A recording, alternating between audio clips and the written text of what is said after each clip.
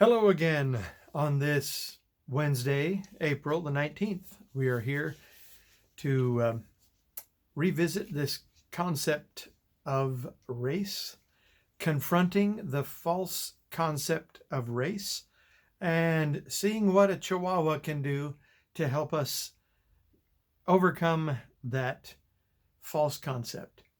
All right, last time we were talking about the word kind, relating it to the diversity of the animal kingdom. Mostly we were talking about. So we're going to pick it up with that today because the concept of kind is very important for understanding, for instance, how Noah fit all those animals on the ark. If kind is at the level of family or order, and I'm using the modern taxonomy way of saying that, then there would be plenty of room on the ark to take two of every kind and 7 pairs of some of those kinds, if we're looking at the level of family or order.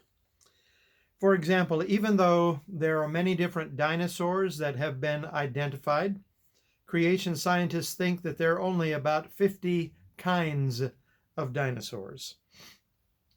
Now, this may, Jurassic Park and all that, you've probably seen those movies.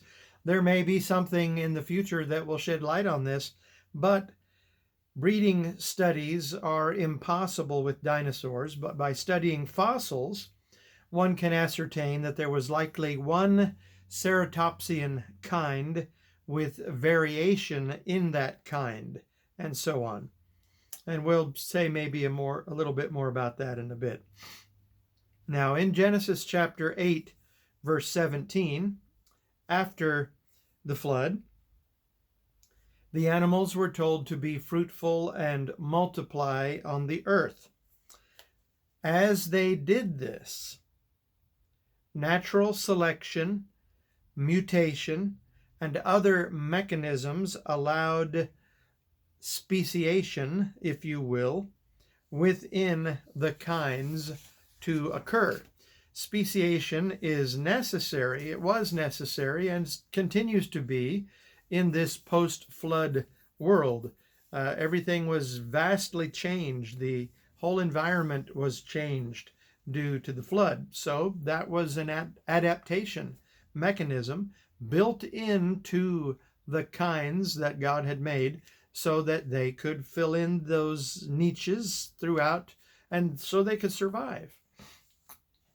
Now, this is especially well illustrated with dog kind, in which current members, coyotes, dingoes, domestic dogs, etc., are confirmed, and this has been shown with genetics and all kinds of studies, they are confirmed to be descended from an ancestral sort of type of wolf animal that they all come from. Now, I mentioned ceratopsia. Now, my picture is cut off from how I printed it here on my page, but you can see some of the variations based on the skeletons that they have found. These are variations on a theme. We talked a little bit about hybrid animals. Hybrid animals are usually the result of parent animals that have similar chromosome numbers. Many times the hybrids are infertile due to an uneven chromosome number that affects the production of eggs and sperm. However, this is not always the case, as even some mules, this is when a horse and a donkey produce an offspring, even sometimes that offspring has been known to reproduce. Now let's consider, we talked about some of these, let's consider some of the following amazing animal hybrids, like zonkies, zorses, and mules. These hybrids are the result of mating within the family Equidae, the horse family. As we've said before, zonkies are the result of mating a male zebra and a female donkey. Zorses are the result of mating a male zebra and a female horse. And mules are the result of mating a male donkey and a female horse. But Reverse mating, such as hinnies, produced from a male horse and a female donkey, are rare, although still possible. All are considered infertile due to uneven chromosome numbers, but fertility has been observed in some cases. Zonkies and Zorses are a mixture of their parents' traits, including the beautiful striping patterns of the zebra parents. And I mentioned to you that a Zonkie was born on the campus of K-State University recently when they obtained a female donkey that they had bought in a sale, not knowing that she had mated with a male zebra where she had been previously. And she produced a little Zonkie. Let's talk about ligers and tigons and other cats. These hybrids are the result of mating within the family Felidae, the cat family. Ligers are the result of mating a male lion and a female tiger. Ligers are the largest cats in the world, weighing over 1,000 pounds. They're huge. Tigons are the result of mating a female lion and a male tiger. These matings only occur in captivity, since lions live in Africa and tigers live in Asia, and the two are enemies in the wild. Female hybrids are typically fertile in these breedings, while male hybrids are not. Other hybrids in this family include bobcats that mate with domestic cats and bobcats that mate with lynx. So there's the blinks and there's the lynx cat, or there's a breed of domestic cat that purports to have been developed from breedings to the bobcat. There have been mixes of the cougar and the ocelot, as well as many others. So this shows that large, mid-size, and small cats can ultimately interbreed, and therefore suggests that there is only one cat kind. The wolfen. We go to the ocean now. This hybrid is the result of mating within the family Delphinidae, the dolphin family. The wolfen is the result of mating a false killer whale, genus Pseudorca, and the bottlenose dolphin, genus Tursiops. And such a mating occurred in captivity at Hawaii's Sea Life Park in 1985, and the wolfen is fertile. This hybrid shows the difficulty then in determining the species designation, since a major criterion is the ability to interbreed and produce fertile offspring. Even though the whale and the dolphin are considered separate genera, they may in fact belong to the same species. This shows how difficult it is to define the term species. Of course, from a biblical perspective, it's easy to say that they are both of the same kind.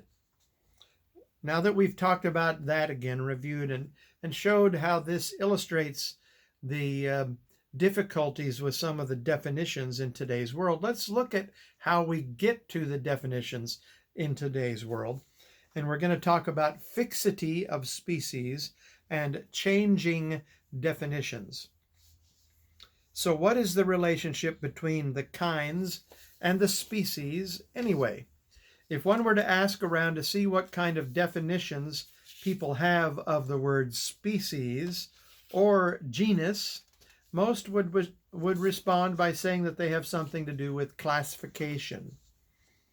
In today's society, the words genus and species are synonymous with the Linnaean taxonomy system. Linnaeus came up with this system of organizing and classifying. Now, in the early 1700s, if someone had said something about a species or a genus, it would have had nothing to do with classification systems.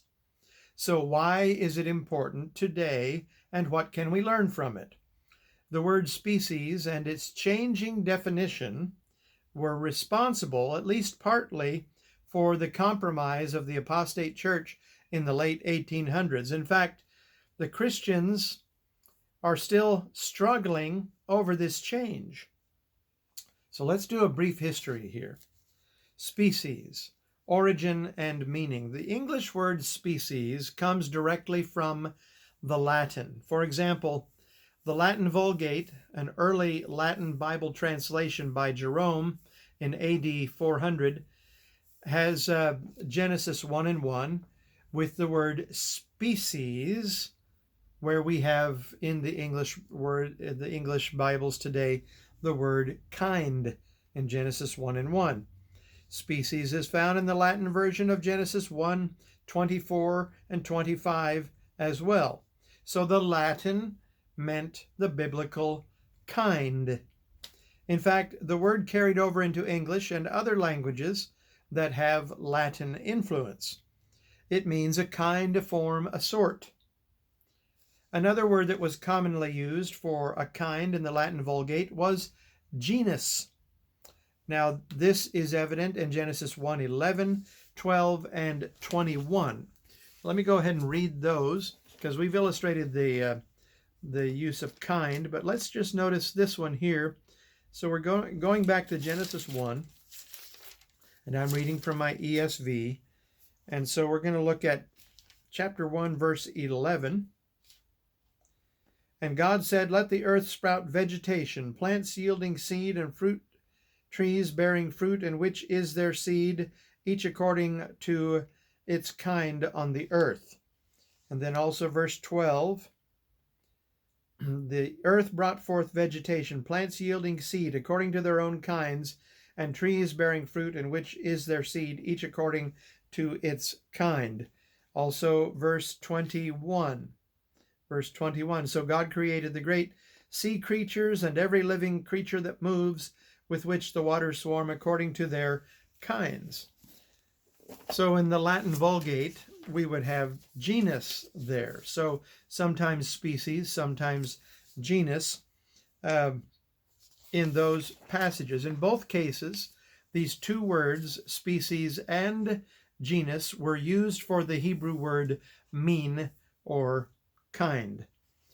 And it made sense that Carl Linnaeus, a Swedish Christian, began using Latin terms for his new classification system.